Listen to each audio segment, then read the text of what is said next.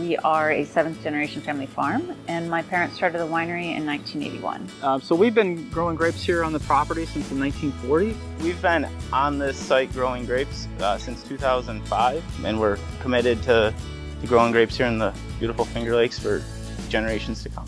My family started 40 years ago when my parents founded Belmont. So it was important to my wife and myself in this business that we be sustainable. And my family has been in this area since the 1850s, and I'm a 7th generation fruit grower. Sustainability is super useful as a concept because it is holistic. It's based on 3 pillars: economic sustainability, environmental sustainability, and social sustainability. So at its best, sustainability is a holistic effort for continuous improvement. And so you don't have to be perfect to be working towards sustainability. I love using the concept of terroir, the concept of capturing the unique essence of your place in every bottle of wine in the context of the sustainability conversation. So what could be more important to terroir than how you take care of it, how you steward your land? In terms of sustainability, one of our biggest efforts is to keep our Seneca Lake clean. And we try different spray methods in terms of using agrothermal, which is basically putting out hot air to kill insects or any other fungal diseases. And anything in terms of, biochemicals that they're working on, just to keep our lakes clean and water systems going. With climate change, the water that comes down is pretty intense, so the runoff's more so than it's ever been. So our efforts are really on the spray program to clean up the area and work with our neighbors to do the same. So we need to do all we can to preserve the organic matter we do have and try to build current organic matter. So we implement a lot of cover crops in between the rows as well as under the vines to try and build that organic matter, break up compaction, increase beneficial insects and microorganisms that are in the soil to help our vines retain the nutrients that we do put down. We don't want to put down a lot of fertilizer because excess fertilizer could leach off site and end up in the lake. It also is a waste of money. And part of that sustainability is also fiscal sustainability and being around for the next generation. Terroir and enjoyment of wine is such a gentle way of bringing up these really difficult conversations. It's a real opportunity to take that disconnect where people don't necessarily think of wine as an agricultural product and place it in the landscape for them. We prototyped at our original winery building geothermal heat and cooling. From there we got into wind energy. So we put a wind turbine in to offset that cost. And then when we built this facility, we incorporated a lot of design elements into the building, such as this underground space, which is completely surrounded by soil. So now we have rooftop solar, and we generate more power here than we use. So we're actually giving back to the grid at this point, which I'm pretty happy about because I don't really want to have a business that uses more power than it produces.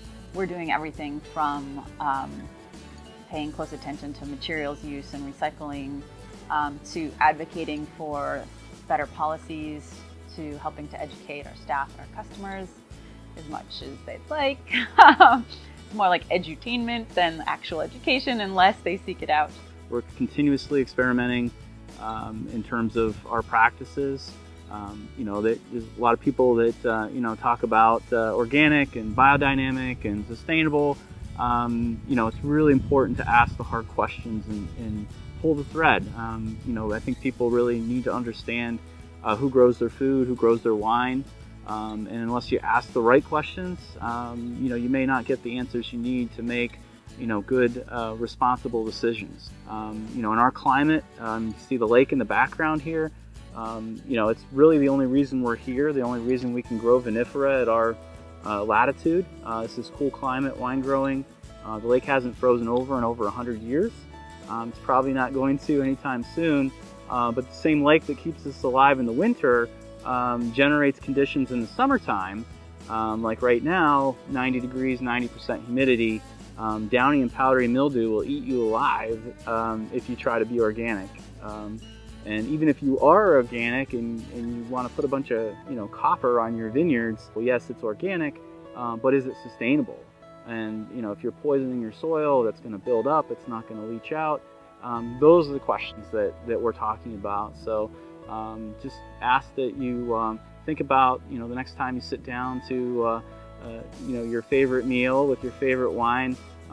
Think about the origins of those components. Everything from eliminating the use of capsules because it's just decorative and it's just a single-use foil or plastic that doesn't need to be out there in the world. We'll never be a massive wine region because there's just not that much farmland left on eastern Long Island, but there is room to grow and to grow sustainably. And one way or the other, many of us are committed to doing what we do in the most sustainable manner possible, not just because it's the right thing to do, but because growing for quality and growing sustainably are actually one and the same goal. If you're doing one, you're simultaneously working towards the other.